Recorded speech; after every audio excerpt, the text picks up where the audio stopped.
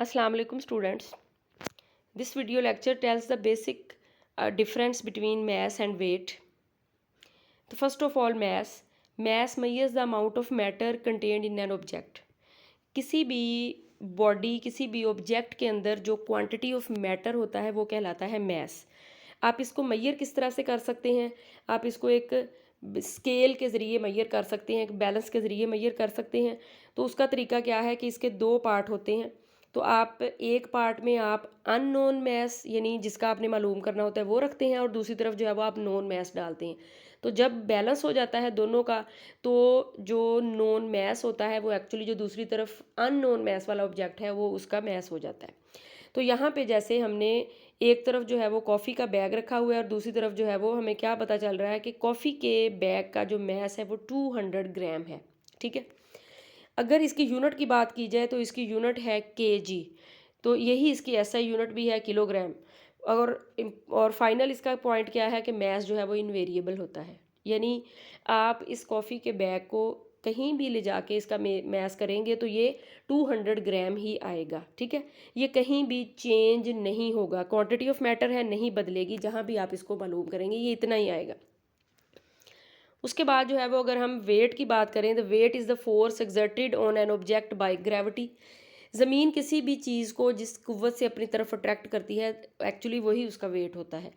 तो वेट जो है उसको किस तरह से आप मालूम करते हैं? स्प्रिंग बैलेंस से मालूम कर सकते हैं, डायनामोमीटर से, एंड जो है वो फोर्स मीटर से आप मेजर कर सकते हैं। ठीक है, जैसे यहाँ पे ये आपको नज़र आ रहा है कि इसके ज़रिए जो है वो आप कोई यहाँ पे लटका देंगे हुक के साथ, ये आपको उसका वेट बताएगा।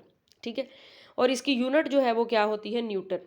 अब यहाँ पे हमारे पास दो सेम कॉफ़ी के बैग हैं, लेकिन उनकी जो हमने मेजरमेंट करनी है वो एक मेजरमेंट करनी है अर्थ के ऊपर, और दूसरी मेजरमेंट जो है वो हमने करनी है मून के ऊपर। तो यहाँ पे हम मून के ऊपर मेजरमेंट करते हैं तो दोनों का जो है वो वेट का डिफरेंस देखें, हालांकि सेम थे लेकिन क्योंकि मेजरमेंट डिफरेंट जगह पे हुई है तो दोनों का जो वेट है वो सेम नहीं आया। ठीक है, यहाँ पे जो है वो कहीं और टच कर रहा है, ये कहीं और टच कर रहा है, लेकिन यहाँ पे जो है वो कम आया है। तो मून के ऊपर वेट जो है वो कम होगा, यानी 1/6 then the earth.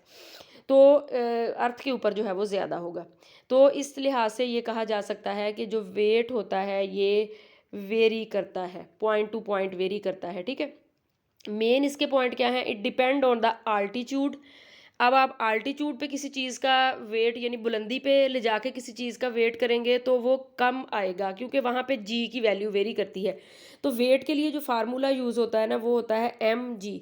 Actually M जो है ये तो क्वांटिटी ऑफ मैटर है, बदलेगा नहीं।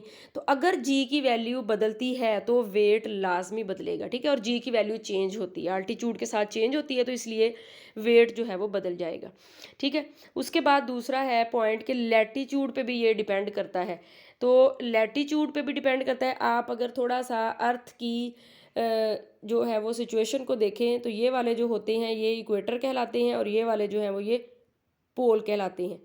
तो इक्वेटर के ऊपर जो वेट होता है ये डिफरेंट होता है, और पोल के ऊपर जो वेट होता है ये डिफरेंट होता है। ठीक है, क्योंकि यहाँ से जो डिफरेंस है इसका जो सेंटर से फासला है वो बराबर नहीं है, इसलिए इक्वेटर के ऊपर जो आप कह सकते हैं कि जो आप वेट लेते हैं वो कम आता है, लेकिन पोल पे जो है वो ज़्यादा आएगा। तो ये इस तरह से लैटीट्यूड के ऊपर भी जो है वो डिपेंड करता है। और उसके बाद जो फाइनल पॉइंट है ये साइज़ ऑफ द प्लैनेट के ऊपर भी डिपेंड करता है। ठीक है, तो ये मेन डिफरेंस है कि जहाँ पे आप वेट किसी ऐसी जगह पे मालूम करेंगे जहाँ पे जी की वैल्यू डिफरेंट होगी तो वहाँ पे वेट भी डिफरेंट आएगा। ठीक है, अगर आप ज़मीन पे भी ऊंचाई की तरफ जाते हैं तो वहाँ पे भी डिफरेंट आएगा। तो इस लिहाज से हम ये कह सकते हैं कि वेट जो है वो मुख्तलिफ सिचुएशंस में मुख्तलिफ आ सकता है। ठीक है, लेकिन जो मैस है वो कभी भी नहीं बदलेगा। तो ये कुछ बेसिक पॉइंट हैं जो हमें डिफरेंस बताते हैं कि मैस और वेट के दरमियान जो है वो डिफरेंस क्या है।